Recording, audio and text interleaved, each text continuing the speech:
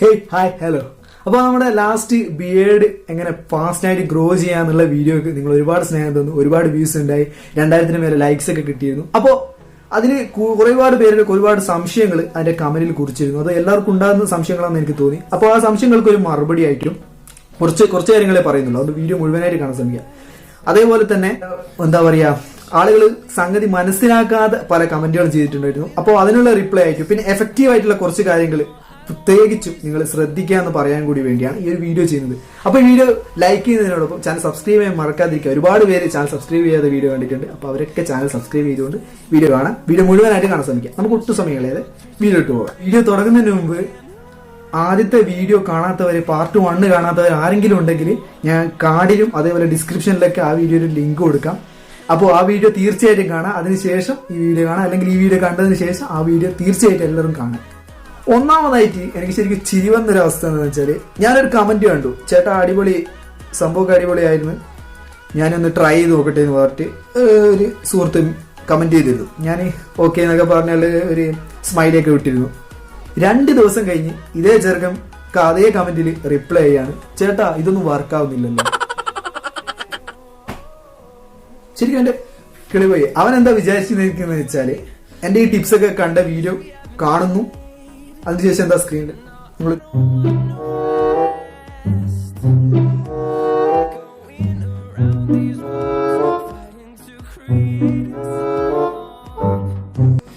ഇപ്പൊ കണ്ട വീഡിയോ പോലെയാണ്. എന്റെ വീഡിയോ ജസ്റ്റ് വന്ന് കാണുന്നു, അവൻ അതൊക്കെ അപ്ലൈ ചെയ്യുന്നു, പിറ്റേ ദിവസം അവന് താടി വന്നു. അങ്ങനെയാണ് പലരും കരുതിയിരിക്കുന്നതാണ്. ജസ്റ്റ് നിങ്ങളൊന്ന് ചിന്തിക്കുക. നിങ്ങൾക്ക് ക്ഷമയില്ലെങ്കിൽ ഒരു കാര്യത്തിലും നിങ്ങൾ വിജയിക്കാൻ പറ്റുന്ന ഒരു കാര്യം നിങ്ങൾക്ക് നടക്കാൻ പോകുന്നില്ല.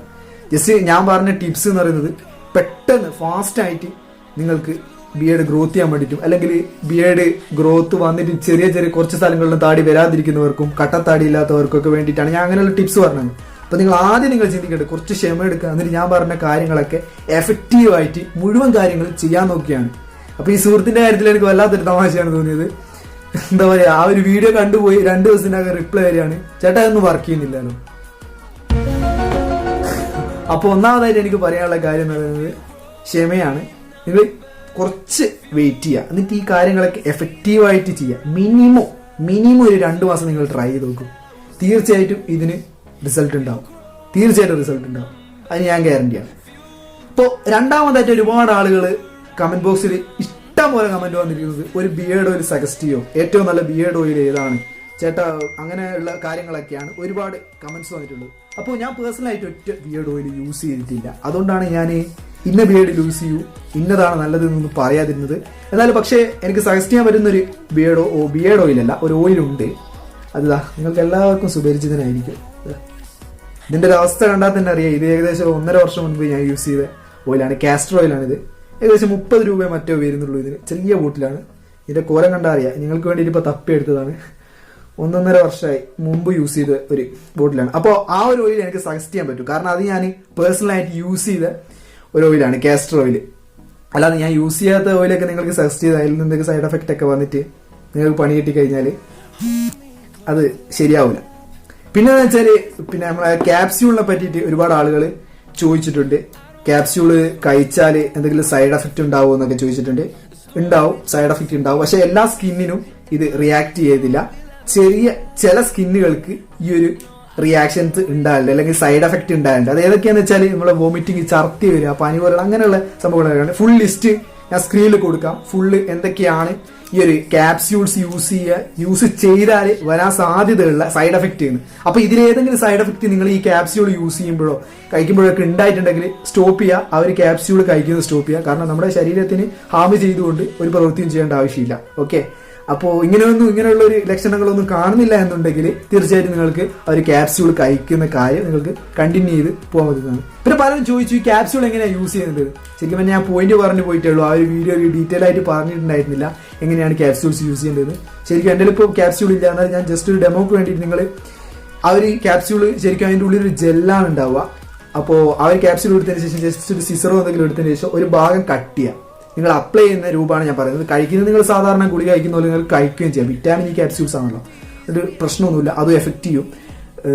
താടി വരുന്നതിൽ ഗുണം ചെയ്യുന്നതാണ് ഞാൻ ഉദ്ദേശിച്ചത്. ഓക്കെ, അപ്പോൾ ഇങ്ങനെ കട്ട് ചെയ്തതിന് ശേഷം നിങ്ങൾക്ക് അതിൽ ഒരു ജെല്ലാണ് ഉണ്ടാവുക, ഒരു പശ പോലത്തെ ഒരു ജെല്ലാണ്. ആ ജെല്ല് ജസ്റ്റ് നിങ്ങളുടെ കയ്യിലാക്കുക. ഇതേപോലെ കാസ്റ്റർ ഓയിലോ അല്ലെങ്കിൽ നിങ്ങൾക്ക് ഇഷ്ടമുള്ള നിങ്ങൾ പ്രിഫർ ചെയ്യുന്ന അല്ലെങ്കിൽ നിങ്ങൾ ഇഷ്ടപ്പെടുന്ന ഏത് ഓയിലായാലും പ്രശ്നമില്ല. ആ ഒരു ഓയിലിൻ്റെ കൂടെ മിക്സ് ചെയ്തതിന് ശേഷം രണ്ടും കൂടിയിട്ട് നിങ്ങളുടെ ബിയേഡിൽ മിക്സ് ചെയ്ത് അപ്ലൈ ചെയ്യുക.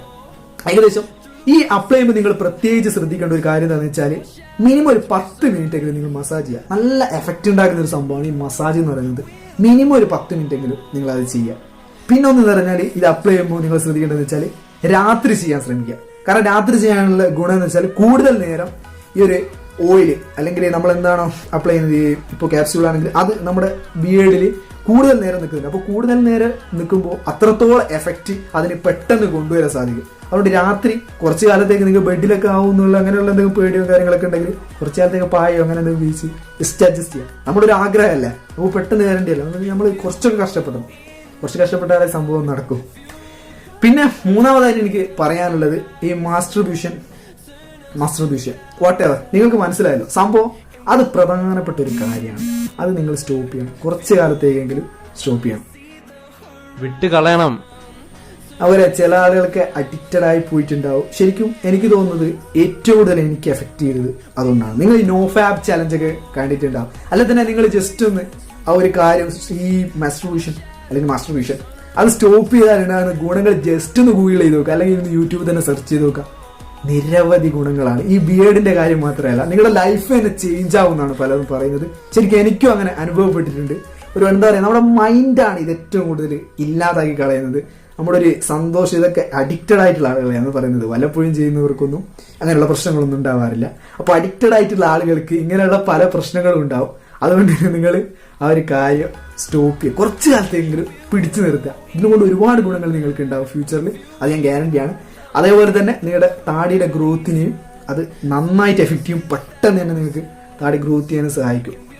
അപ്പോൾ ഈ ഒരു കാര്യങ്ങളൊക്കെയാണ് പ്രധാനമായിട്ട് എനിക്ക് നിങ്ങളോട് പറയണമെന്നുണ്ടായിരുന്നത്. അപ്പോൾ ഇനി എന്തെങ്കിലും സംശയങ്ങളൊക്കെ ഉണ്ടെങ്കിൽ താഴെ കമന്റ് ചെയ്യുക. എല്ലാ കമന്റ്സിനും ഞാൻ റിപ്ലൈ ചെയ്യുന്നതാണ്.